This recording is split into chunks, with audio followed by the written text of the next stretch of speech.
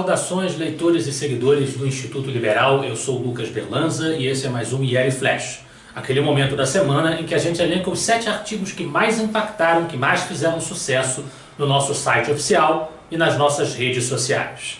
E hoje o IL Flash começa com um comentário internacional do Iago Rebelo sob o título A Forca do Progressismo.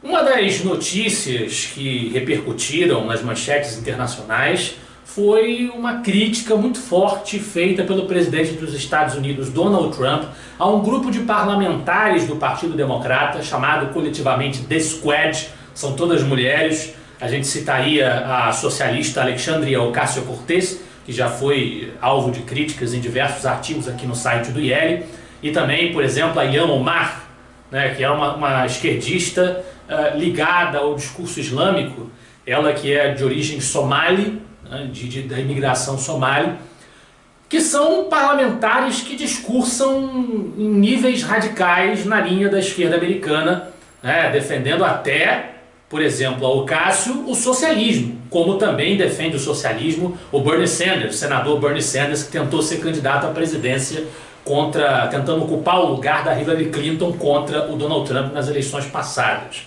Quer dizer, elas representam de forma muito enfática um discurso mais radical de esquerda que ganhou espaço, que ganhou terreno dentro do Partido Democrata, terreno que nem sequer seria sonhado nos tempos de John Kennedy, por exemplo.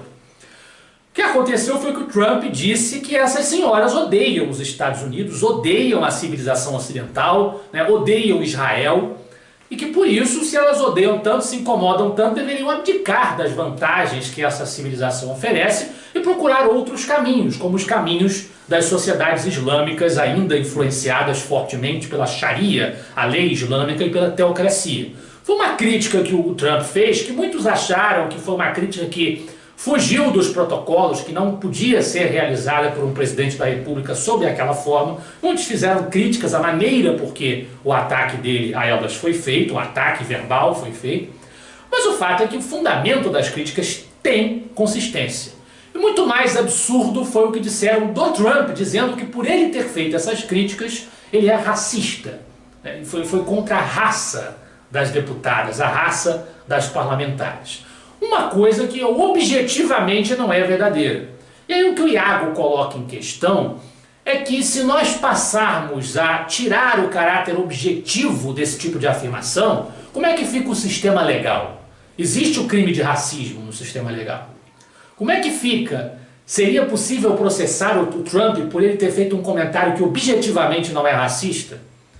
Aí como é que ficam os próprios esquerdistas, que o Iago chama no artigo de progressistas, se o negócio se voltar contra eles? Por exemplo, a Ilhan Omar, uma das integrantes do Squad, disse que os americanos deveriam ter muito mais medo do homem branco do que dos terroristas islâmicos. Não seria esse um discurso racista? Será que o Estado não poderia ser usado para processar a senhora Ilhan Omar, como muitos querem que figuras como Trump, figuras da chamada direita, sejam processadas? Isto será, se nós seguirmos nesse caminho ensandecido, a forca do progressismo, e é isso que justifica o título do nosso Iago Rebelo. O autor criticou a relação, o autor apontou, né, como é a relação entre o Donald Trump e as suas adversárias radicais, como é que essa relação com adversários tem sido percebida e injustamente atacada pela esquerda e por alguns setores esquerdistas da grande imprensa. Ainda sobre a relação com adversários, vem o meu artigo O MBL não errou ao polarizar com o PT. O que basicamente aconteceu foi que o coordenador nacional do MBL, Movimento Brasil Livre, que é um dos movimentos que protagonizaram as convocações para manifestações pedindo o impeachment da ex-presidente Dilma Rousseff, o coordenador Renan Santos deu uma entrevista à Folha de São Paulo em que ele disse que o MBL estaria revendo algumas das suas posições, se arrependia de ter colaborado para um discurso excessivamente memético, né, excessivamente barulhento sobre a política, enfraquecendo e empobrecendo a linguagem do debate público e fazendo muitas vezes discussões sofisticadas, complicadas, se reduzirem a trocas de adjetivos e de insultos. E ele disse que isso era polarização. E que o MBL então se arrependia de ter polarizado, de ter seguido o caminho da polarização, né, que ele seguiu quando combateu o PT.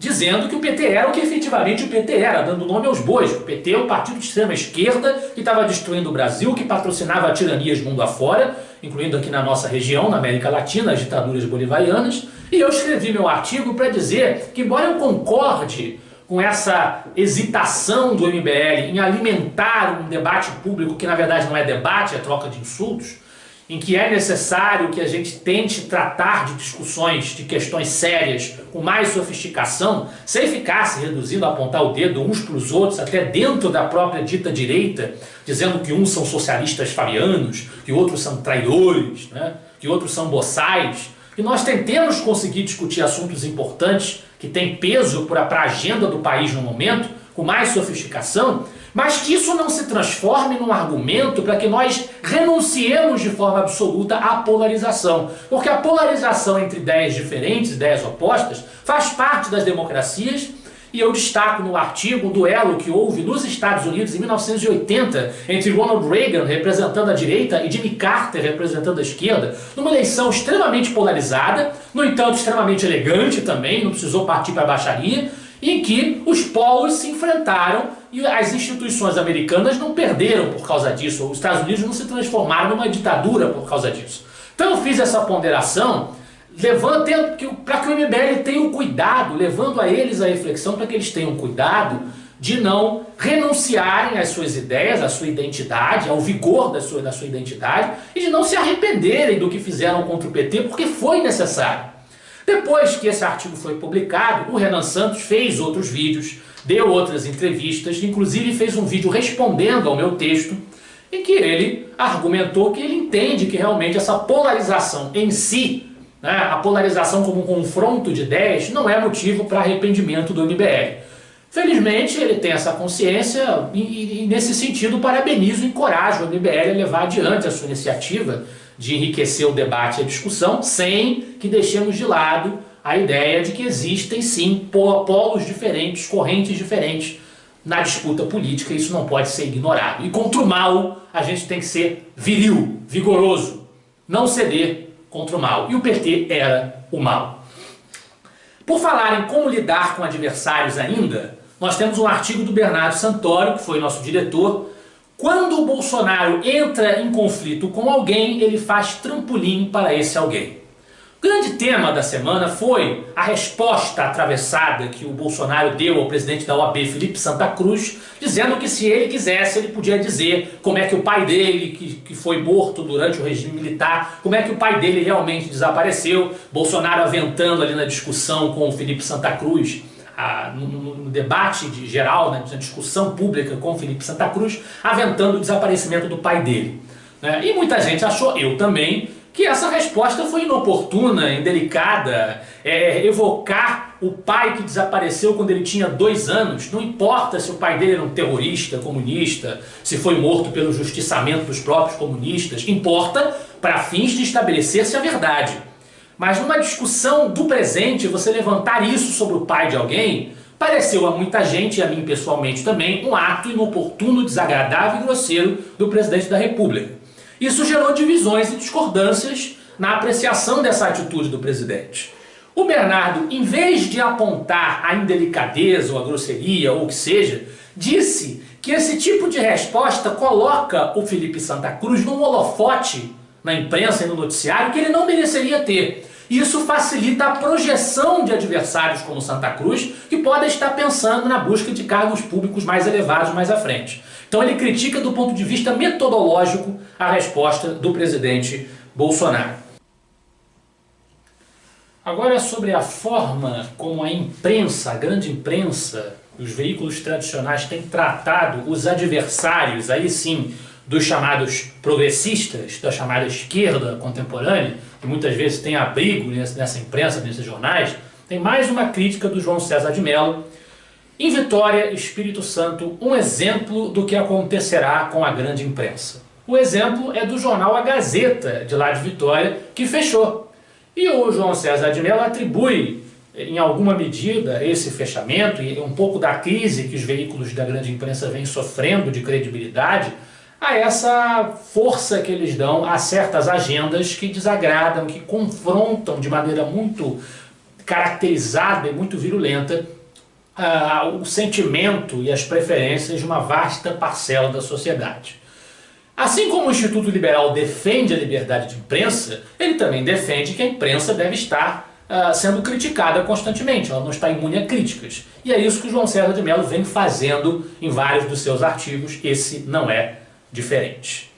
Os 3 últimos artigos do nosso IL Flash de hoje tratam do mesmo tema e são de 2 autores muito importantes aqui para o nosso instituto, que tem estrada escrevendo artigos para o IL, que nós respeitamos muito e que entraram em choque nos artigos da semana. Isso é bom, porque o Instituto Liberal, mais uma vez a gente frisa, está aberto exatamente a essa discussão de ideias, de pontos de vista diferentes. E eles discutiram nos artigos exatamente o problema da declaração do Bolsonaro para o Felipe Santa Cruz, cada um com uma abordagem oposta em relação a esse assunto, né? A gente já lista os 3 artigos de uma vez, porque tratam do mesmo tema. O primeiro é do Roberto Rachevski: contra a insensatez não há melhor remédio do que a voz dos sensatos. O segundo, do Leonardo Corrêa: o bolsonarismo é antiliberal. E finalmente, de novo, do Roberto Rachevski: na liderança, a primazia da realidade. A visão do Leonardo Corrêa é de que os militantes bolsonaristas, muitas vezes não aceitando os questionamentos e as críticas que se fazem ao presidente da República, acham que já há algum tipo de traição, como nós falamos quando nós comentamos a questão do MBL, algum tipo de socialismo fabiano se manifestando, quando alguém, por exemplo, acha que o comentário do presidente não foi legal, não foi adequado. Ele acha isso péssimo para a discussão de ideias, que o governo tem que ser criticado e que isso é a essência do próprio liberalismo.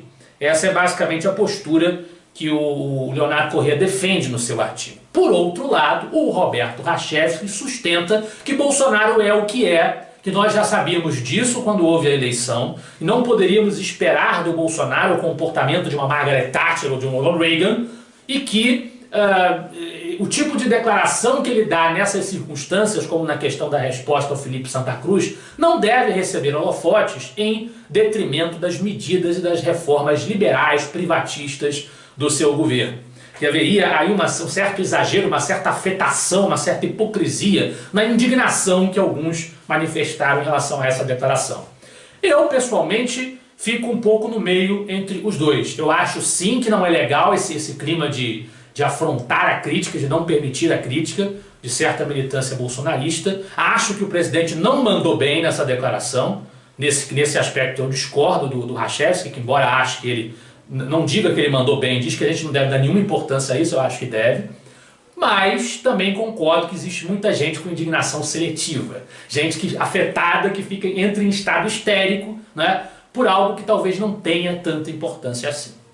Esse foi o nosso IL Flash de hoje. Eu espero que vocês gostem dos artigos e da discussão, do confronto de ideias, porque essa é a nossa tarefa. Semana que vem estaremos de volta. Afinal de contas, para nós, você é a parte mais importante da sociedade. Até a próxima.